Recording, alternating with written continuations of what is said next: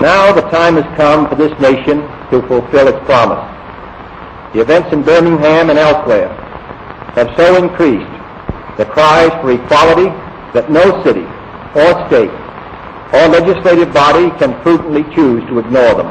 This week I shall ask the Congress of the United States to act, to make a commitment it has not fully made in this century to the proposition that race has no place in American life or law.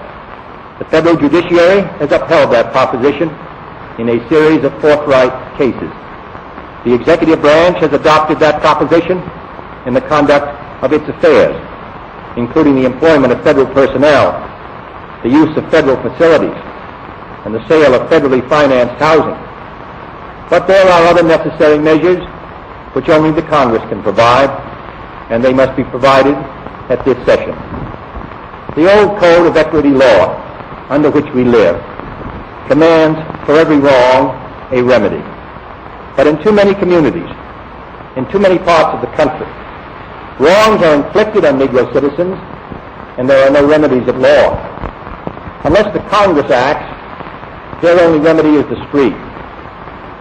I am therefore asking the Congress to enact legislation giving all Americans the right to be served in facilities which are open to the public: hotels, restaurants, theaters, retail stores, and similar establishments.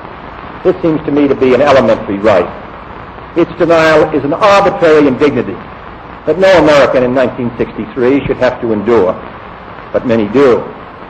I have recently met with scores of business leaders, urging them to take voluntary action to end this discrimination. And I've been encouraged by their response. And in the last 2 weeks, over 75 cities have seen progress made in desegregating these kinds of facilities.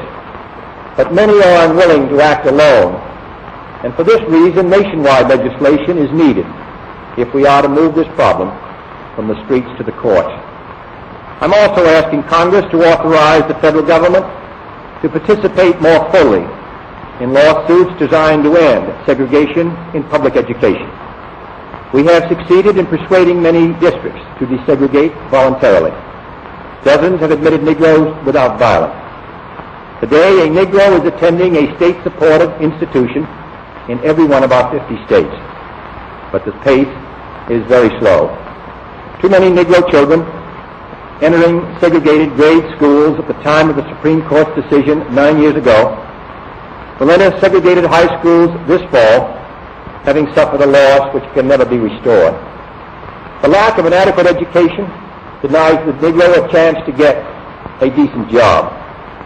The orderly implementation of the Supreme Court decision, therefore, cannot be left solely to those who may not have the economic resources to carry the legal action, or who may be subject to harassment. Other features will be also requested, including greater protection for the right to vote. But legislation, I repeat, cannot solve this problem alone. It must be solved in the homes of every American, in every community across our country. In this respect, I want to pay tribute to those citizens north and south who've been working in their communities to make life better for all. They are acting not out of sense of legal duty, but out of a sense of human decency. Like our soldiers and sailors in all parts of the world, they are meeting freedom's challenge on the firing line, and I salute them for their honor and their courage. My fellow Americans, this is a problem which faces us all, in every city of the North as well as the South. Today, there are Negroes unemployed 2 or 3 times as many compared to whites. Inadequate education, moving into the large cities, unable to find work, young people particularly out of work without hope, denied equal rights, denied the opportunity to eat at a restaurant or a lunch counter or go to a movie theater, denied the right to a decent education, denied almost today the right to attend a state university even though qualified.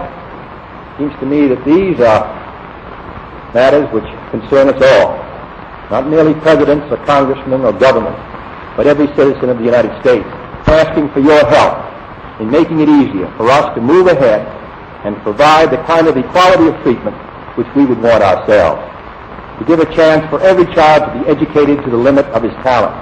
As before, not every child has an equal talent or an equal ability or equal motivation, but they should have the equal right to develop their talent and their ability and their motivation to make something of themselves.